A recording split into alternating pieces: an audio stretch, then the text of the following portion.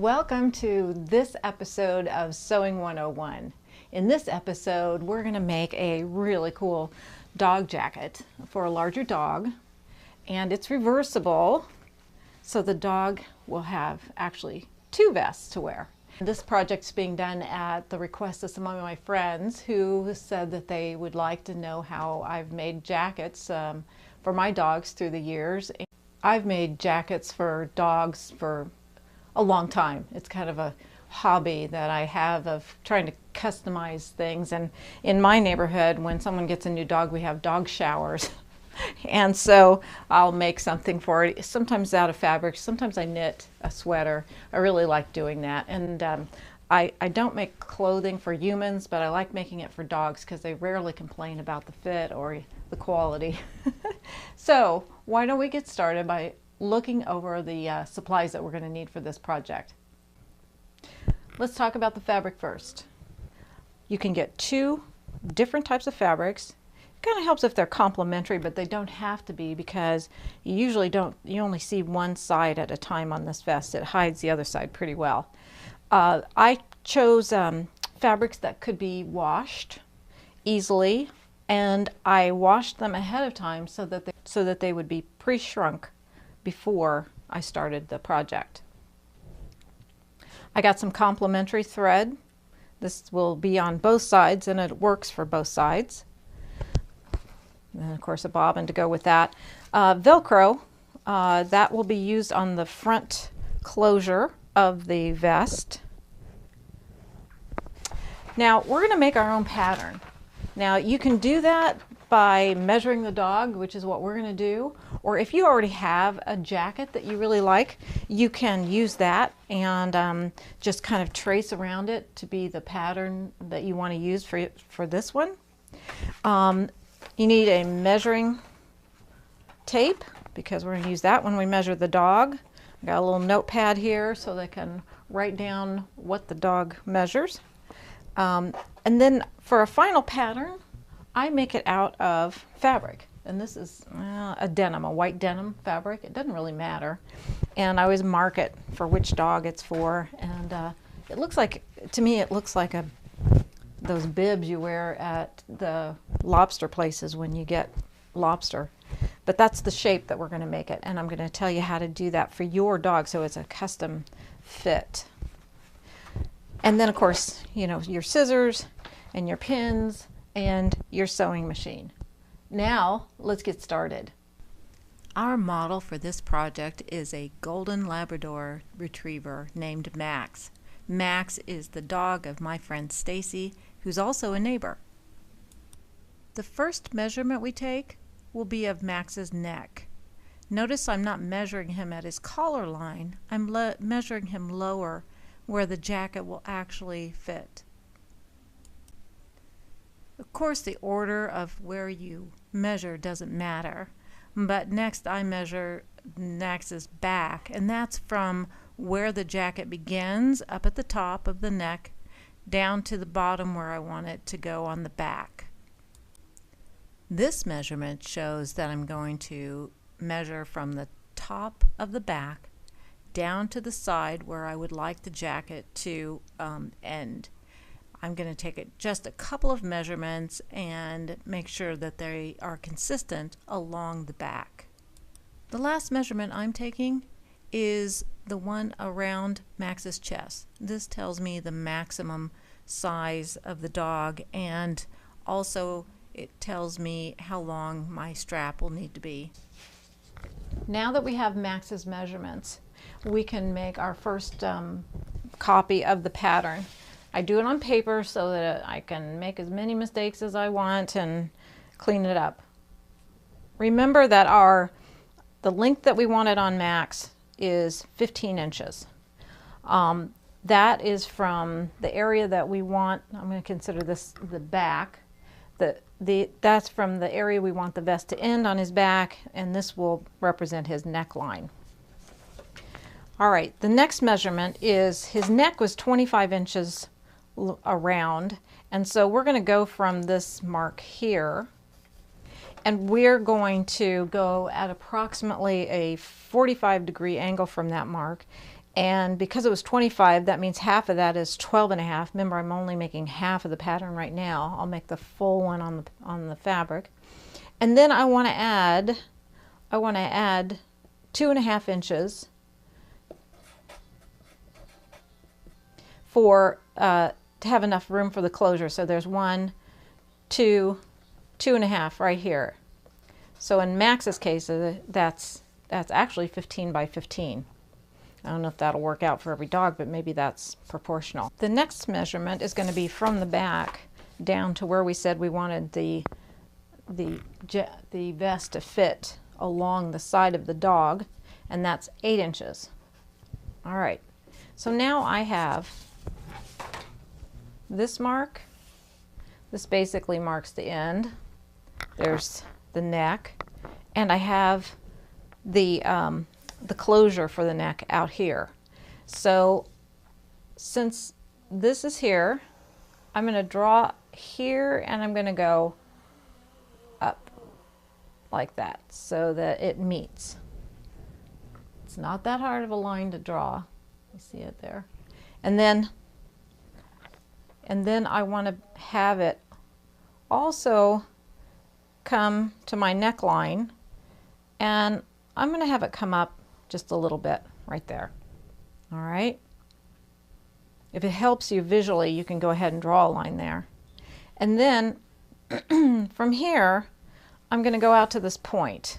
That's going to be the most difficult line that you have to make, because what you got to do is kind of envision the dog, and it's going to kind of curve out to that line,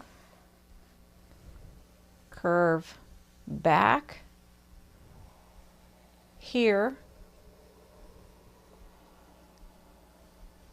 go like that.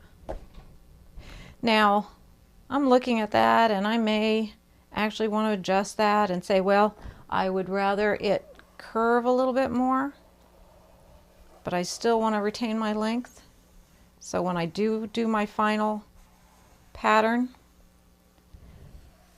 so what I'm going to do now is I am going to cut this out, and I'm going to, before I cut fabric or anything crazy, I'm going to hold this against Max and see how it looks on him.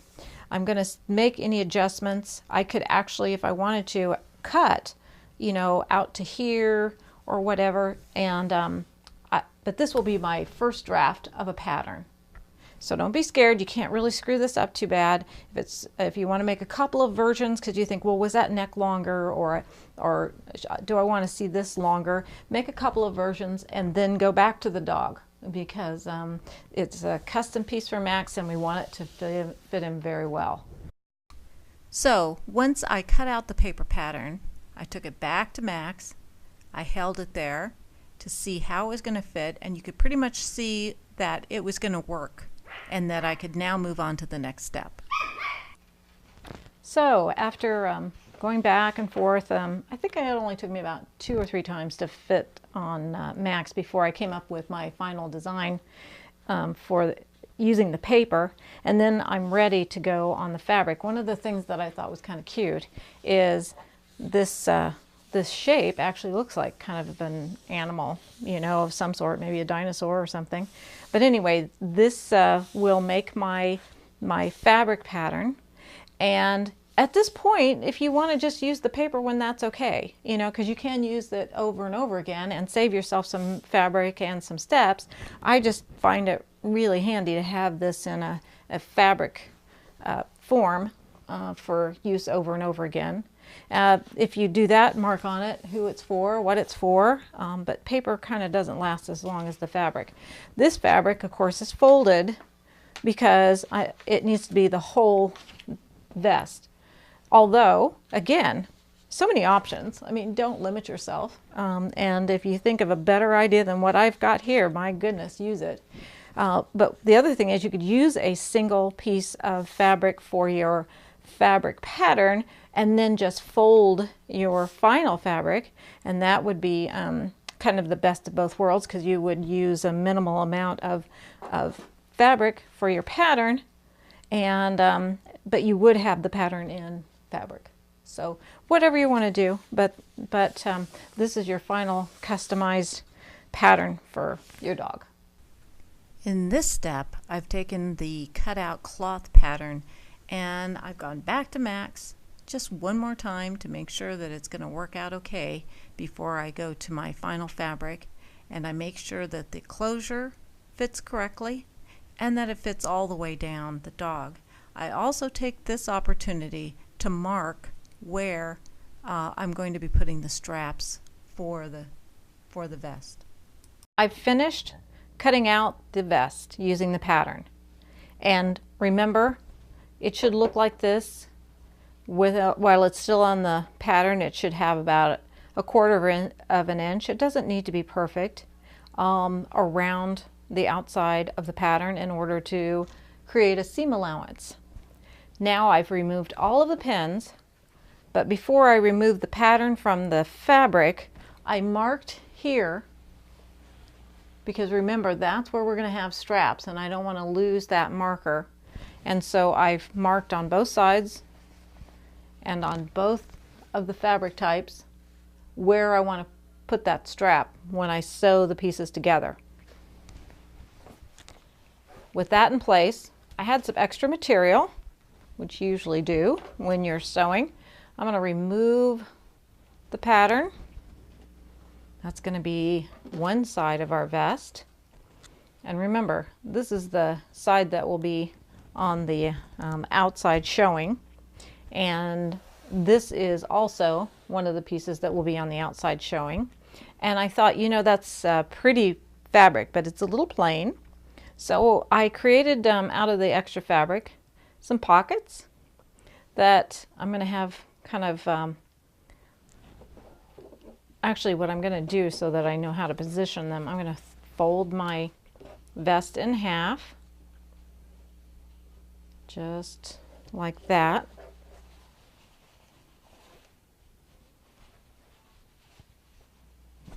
That way I'll be able to know that my pockets are positioned exactly in the same position on both sides. And so that's probably going to be a good base placement. I want it to be straight with the back here.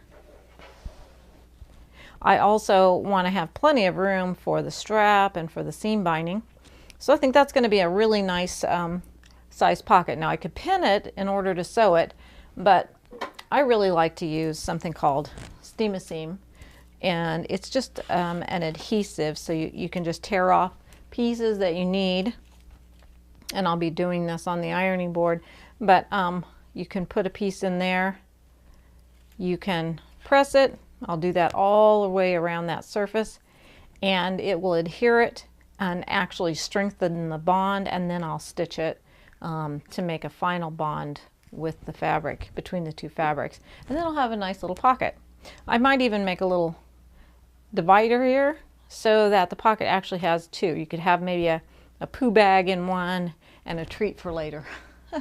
Anyway, so that's what I'm going to do to embellish the outside before I sew the two sides together. So let me finish that, and then what we'll do is show how to put the strap on so that this vest will have a fastener for the dog.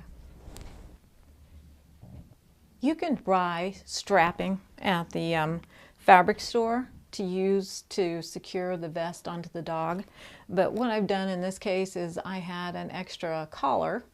Again, I have a bunch of these, and it has that webbing, and so I'm just going to use this collar, and I cut it. I cut this end off of it. Look, this is you know, I keep these together so that I don't lose them until I'm ready to secure it onto the other side. But what I've found is that if I don't do something here, these ends ravel. So they're nylon and they melt pretty darn easily. So I'm going to try to just kind of cauterize or the ends of it. I don't want to catch it on fire, but it actually, here I'm going to move this closer to the camera. It actually will just kind of melt shut, and that will keep it raveling, because it left alone, that'll do it. It could ravel, you know, and cause problems in being secure to the piece, and I don't want that. So now we're ready to start putting the two pieces of the vest together to stitch. So that means my next step is going to be putting the straps on.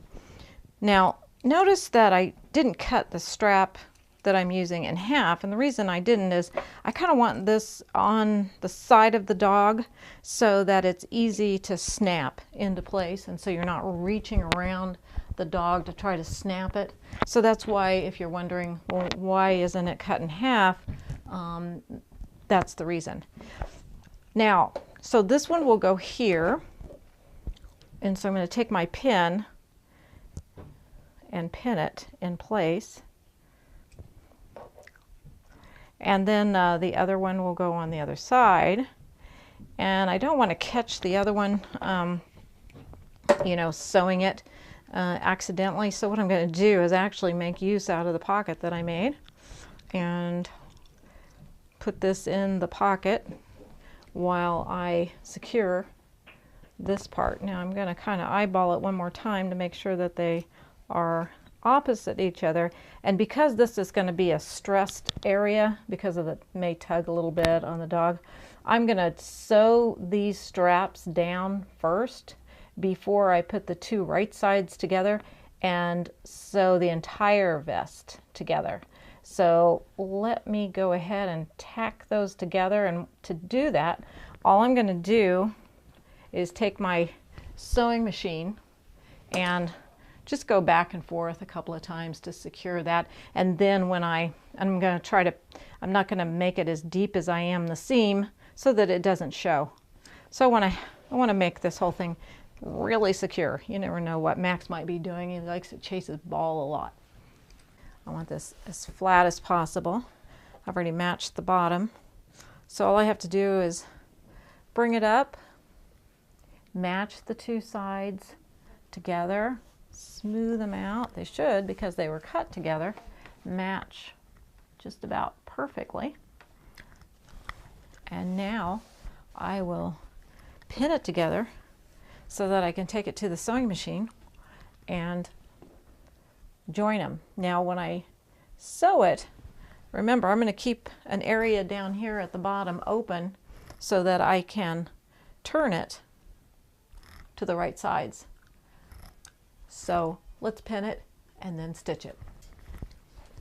I've decided to leave this bottom portion. I'm going to leave about this much of it open for the turn when I'm done stitching. So that means I'm going to start my stitching right here, and I'm going to go all the way around the piece, following all of the curves and the straps for the front and that sort of thing. So that's what I'm just about ready to do now. Got the piece stitched all the way around like we planned, and now it's time to turn it right side out. I always kind of get excited about this part because it's when you start really seeing the project come together. Okay, I sewed around all of the edges. Remember, I left an opening and then turned the piece so that my right sides are now facing out. And as much as I could, I made sure that the seams looked good. And so the next step is to press it so that it looks really good, because I'm going to go along and top stitch the edge, and that'll give it a nice more professional look, and it won't slide around to where you can see one side on the other side. It'll make it so that it always has a crisp look on both sides. Okay, so I'm done pressing it. I can see already that just pressing it gives it a more, you know, crisp and professional look. I got a little piece of lint right there. We'll take care of that. I'm going to turn off my iron, and the next step is to top stitch all the way around, and that really helps it look professional. So let's go do that right now. The only part that I pinned is that part where I pressed it, but it was open for the turning. Other than that, I don't have to pin anything, and I'm ready to sew. I think I'll start down here on the bottom where I pinned it. Now, I want to top stitch it a little less than 1/4, and I'm just going to eyeball that with keeping that quilting foot that has the 1/4 inch measurement on it. I'm just going to kind of pick a spot and do an inside stitch all the way around the piece. The top stitching is all done. Isn't that great? And now we're going to apply some Velcro for the neck opening to keep that secure. I'm trying this new Velcro. I've never tried it before. You know how usually you get 2 pieces and one is sticks to the other piece, and they're different. Well, this Velcro is touted as being snag-free, and it only comes in 1 piece. But the beauty of that is that it sticks to itself, so you don't have to have the 2 separate pieces and that sort of thing. And we'll see how it works. This will be my first project with it, so I can't vouch for it yet, but I'm hoping it works well. We don't need a real tight closure there at the neck. It's more around the waist that'll get stressed. So the dog is going to have its head through there, and this will cross over in the front. So what I'm going to do is, I don't know if you can see this, but I'll move this down a little bit. So that'll be the measurement of my Velcro. And I'm going to try 1 or 2 pieces. I think I'm going to feel more secure, especially with this new type of having 2 pieces on each side for the closing. So what I'm going to do is I'm going to cut 4 pieces basically of this Velcro strip, and then sew 2 pieces, well, actually 2 pieces here and 2 pieces here, so that just demonstrate this a little bit. So they'll just 2 pieces there, 2 pieces here, so that when this closes either way, with the plaid out or the red out, it'll close like that. And the Velcro will hold it. Let's hope. The Velcro pieces are now in place, and let me show you. Remember, these were 2 distinct, actually 4 distinct different pieces, and the way I sewed this, and it's much easier to see it on this, is that I went around all 4 of them like in a box, and then I made an X with a stitch, doubled over, and then came this way, and that's keeping that secure. So the way that this works is if it's on the dog this way, no problem. It goes together like that, and frankly, I can just, and then the side straps will hook, and then if the other side is it looks like a magic trick. If the other side is showing, then it'll look like this. I can't wait to try it on Max and see how it looks and see if he likes it. Well, here we are trying on the vest on Max. He looks a little apprehensive, but then he shows me that he likes the red side with the pockets, as well as the plaid side. He really likes that side. And finally, it seems like he's pretty darn proud of his new jacket. There you go, Max, such a good boy. So that's it for this episode of Sewing 101. I hope you found it helpful and that you have the best looking dog in the neighborhood after you're done. And for now, let's end this segment by helping Max do what he does best. Come on, Max, go! Good boy, Max, that was so cute.